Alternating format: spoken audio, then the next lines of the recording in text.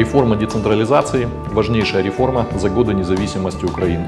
В рамках этой реформы на территориях появился необходимый финансовый ресурс для восстановления строительства инфраструктуры, до которой долгие годы государства не доходили руки и не доезжала дорожно-строительная техника.